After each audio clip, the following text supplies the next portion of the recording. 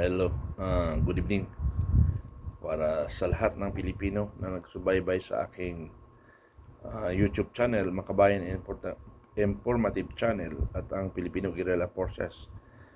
Ang topic natin ngayon ay yung 18 Marine Soldiers kanina. Na-interview sila ng mystery media, social media at lahat na. No? So, ito. Tinatakot yung 18 Marines, pero habang tinatakot sila ay lalong tumatapang ang mga Philippine Marines para daw sa kanilang mga apo. So salamat mga dating sundalo ng Marines at dalawang army. Salamat sa inyong kabayanihan na isiniwalat nyo ang katotohanan. Matindi ang korupsyon na ginagawa nyo. Korupsyon na kanilang nakikita na kung saan ay naisip nila parang mali na ito at nalaman na lang nila doon sa flood control. So, ito na ngayon, lilitaw na ang katotohanan dito. Pero ang problema lang, hindi sila makakalabas, hindi sila iniimbestigahan ng Senado, hindi sila iniimbestigahan ng ombudsman, na kung saan ay sila pa ngayon ang parang may mali. Bakit hindi nila tuntunin ang mga revelasyon o mga information ibinigay nila? Now, kung sa inakala nila na mali, gawa-gawa lang, unahin na lang muna nila ang pag-iimbestiga. Now, sa kanilang pag-iimbestiga at wala silang nakita, babalikan nila 18 Marines na talagang panlilin lang. So, pwedeng makasuhan at makulong yung 18 Marines. Pero ang problema nga lang, hindi pa sila nag-iimbestiga, dinidiscredit na nila ang pagkatao ng mga nagsalita ng katotohanan. Pero mga kababayan, kayo ang tatanungin ko, pumapayag ba kayo na takutin lang ang 18 Marines? Bakit hindi na lang muna imbestigahan nila ang mga impormasyong ibinigay? Now, kung napatunay na walang katotohanan, pagdadamputin na yung 18 Marines at ikulong. Nung nag-submit sila ng affidavit o reklamo sa ombudsman, hindi tinanggap ni Ombudsman Remulla. Una, kasi kasama siya doon. Pero ang alibay niya ay hindi ko tinanggap because yung allegation ng isa ay hindi allegation ng isa. So dapat sabi niya individual na submission. Individual dapat submission sa ombudsman. Okay. May punto siya doon eh. Individual kasi hindi niya lahat. Yung isa nakakita,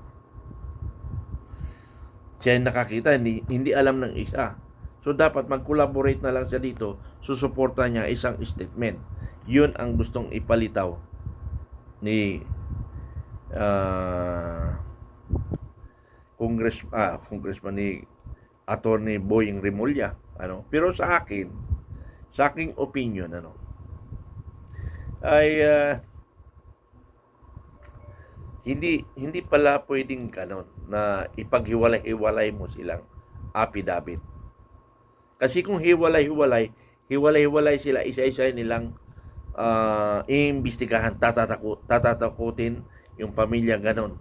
So yung 18, kung kanya-kanya silang affidavit, mawawala lahat yun kasi isahin nilang kukumbisihin na ipawalang sala o pawalang saysay ang kanyang binigay na salaysay dahil babayaran siya. Mamili ka, mawala ka sa mundo o makikinabang pa ang pamilya mo. Wala ka talagang pipiliin kung hindi makinabang yung pamilya mo. Siyempre pamilya mo ang pinag-uusapan dito eh. So iisa-isahin nila. Now, kung yung 89 ng joint affidavit, maganda yon. Dahil isa man lang nakumbinsi nila, nandun pa rin yung affidavit ng iba.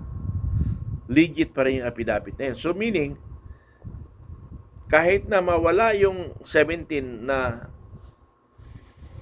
mga 18 Marines at mayroon pang natira na isa, ay pwede pang magpatuloy yun. So, ganun ang ginawa ni Attorney Baligod na dapat joint affidavit.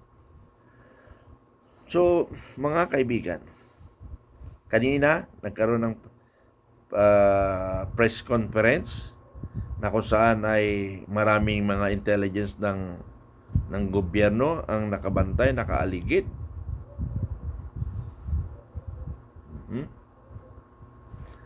So, kahit ganun pa man ay lumalakas pa rin ang loob namin. Tumatapang rin kami. Kasi sa totoo lang, mga kaibigan,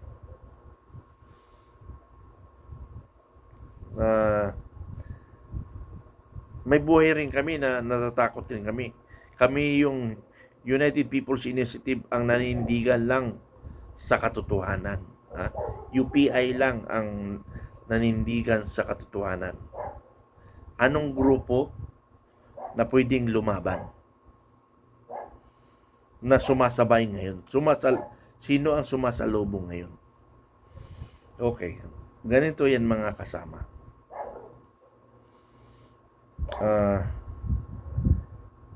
Ipinapaalam ko lang sa publiko, isa man lang sa amin sa UPI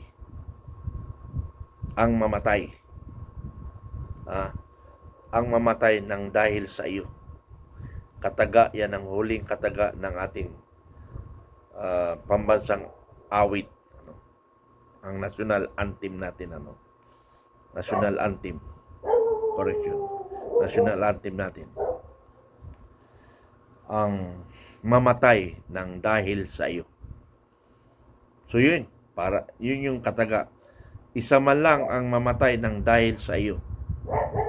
Ibig sabihin yan, ang gumawa ang Marcos administration.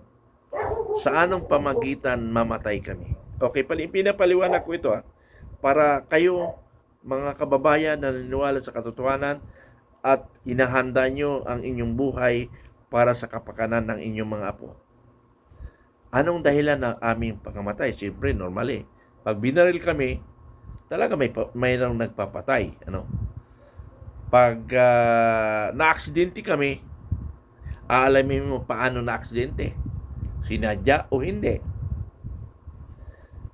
Aksidente sa baril yun Iba rin yung aksidente sa car accident.